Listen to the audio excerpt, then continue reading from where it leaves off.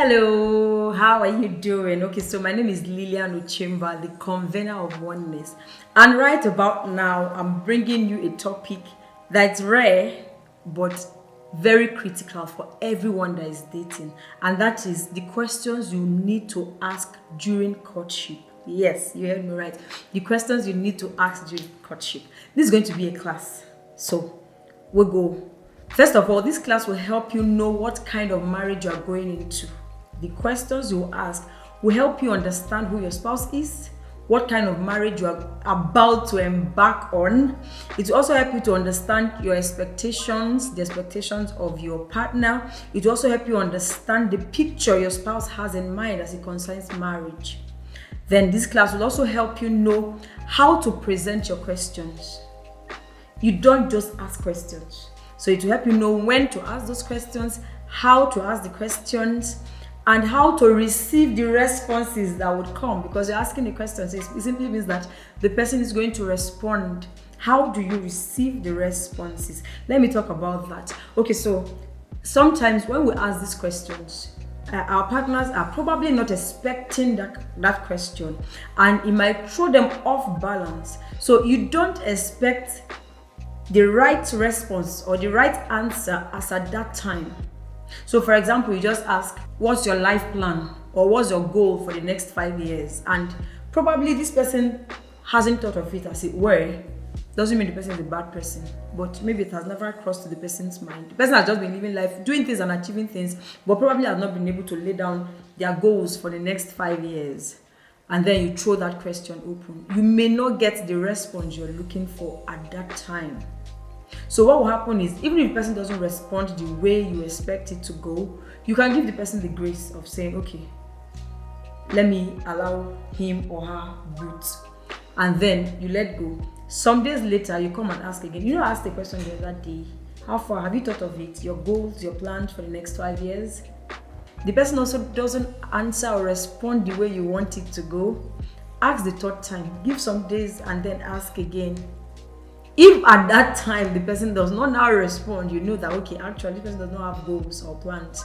However, this is just me trying to say most times the responses may not come the way you want it to come. Give room, give excuses. Let there be grace. That's why you're in a relationship with this person. You're supposed to do life forever with the person, right? So give room. Be gracious with your reception. Be gracious with your questions and your reception of those questions. And then note that it's never too late to ask these questions. Now, this is me trying to say, whether you're already married and you probably did not get the opportunity to ask these questions while you were dating, or do some of the things you're supposed to put in place while you were dating, you can still do them now, even as a married woman or a married man. It's never too late. So for example, your first question is supposed to be, what are your expectations for marriage? And you probably never asked that question, and then you got into marriage. It's never too late to still ask. Maybe, just maybe, the issues you're having in marriage could be because you don't know your partner's expectations. So you're trying to make your partner live your life. So imagine you know what your partner's expectations for marriage are, and then your partner knows your expectations for marriage, and then the both of you bring them to the tray and even it out, balance it out. It helps a whole lot. It will help you understand where you're going to, how to get to where you're going to, how to maneuver things. So it's never too late to ask these questions. All right, so let me just throw this in. On your first date, please don't come with this, not after watching this video. You now go and write down all the questions, and then someone asks you, hey, can you be my date for today? And then you go and bring out the question like, then get opportunity to use this question has come. No. On your first date, it's supposed to be a joyful, jolly, beautiful atmosphere. It's not a time to ask sensitive questions.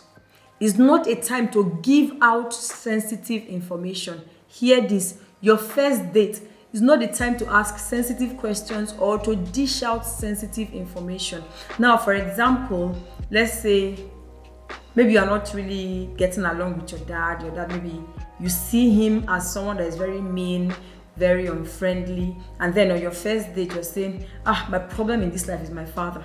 My father is so mean. In fact, sometimes my mom talks and he slaps her. It's not the time to dish out such information.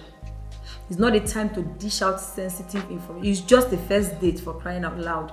You must not know everything about that person, or the person must not know everything about you on that first date.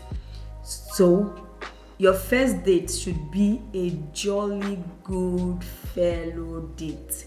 It should be a time where you just sit down, talk about things that will make you happy, talk about things that will make you laugh. You can even prepare your discussion ahead.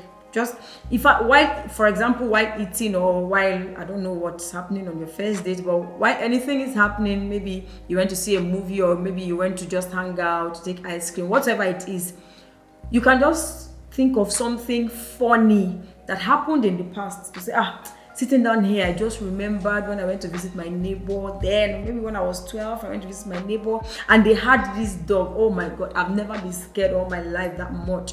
Do you understand? Just look for something funny, something that will make the atmosphere soothing, relaxing, beautiful.